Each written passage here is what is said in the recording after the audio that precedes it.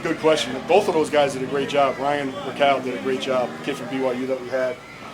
It was a tough decision. It wasn't really cut and dry, but in the end, Matt was a little bit more consistent. Day to day.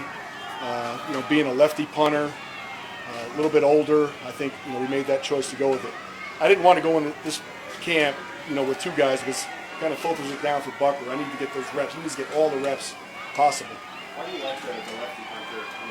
Well, it's a rotation on the ball that returners don't normally see.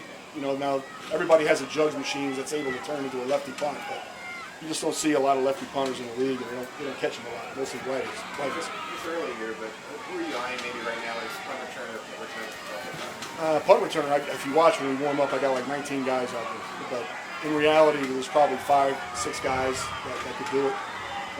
Worthy, no question. Tony's in there, Nicole, Hollywood. He's an exciting guy to think about that he could do it.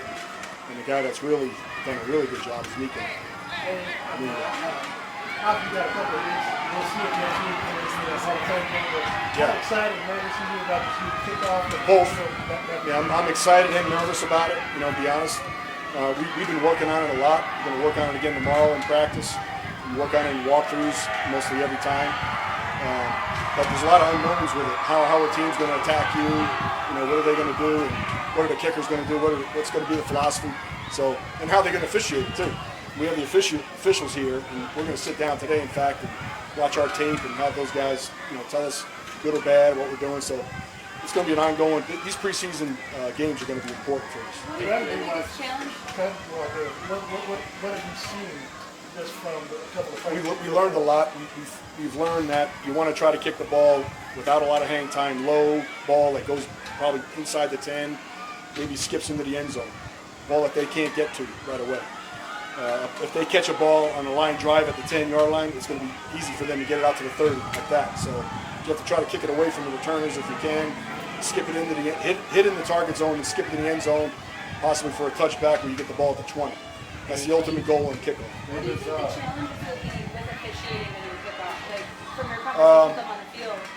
Well, the challenges are going to be if they call a lot of penalties right off the bat and it looks like a crappy play, it's going to get tossed. Like this is a 1-year experimental deal for the season.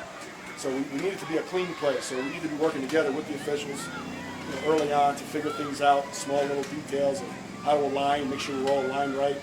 Offsides, that might be an issue early. Holding.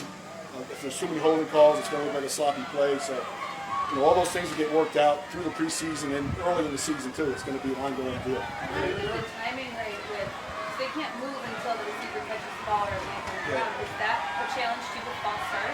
Yes, it is. Especially in a regular season game when everything's on the line, you're going to get real antsy to go. But you have to wait till the ball hits the ground or is touched.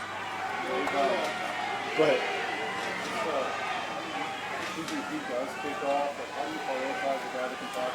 Bucker's going to be our main kickoff guy. Hands down, he'll be because he can move the ball and do a lot of different things. He's our most talented kickoff guy.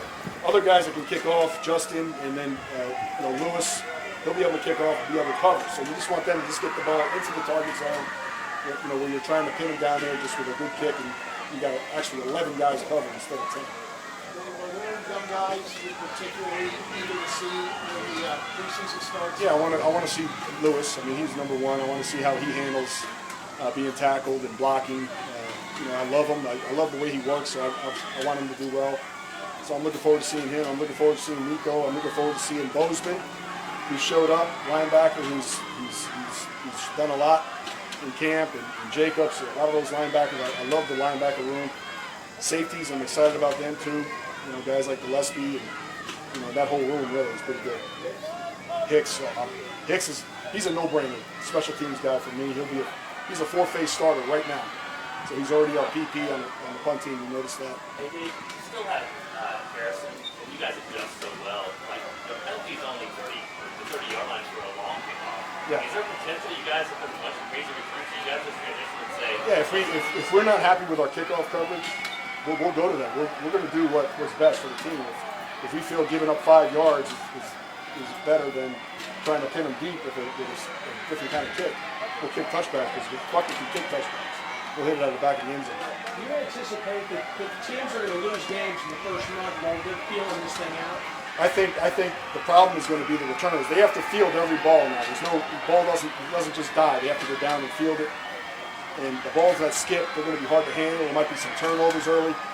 So I mean, you could lose games in this portion of the game, this phase of the game. So Right. teams got to decide what is important, what isn't important.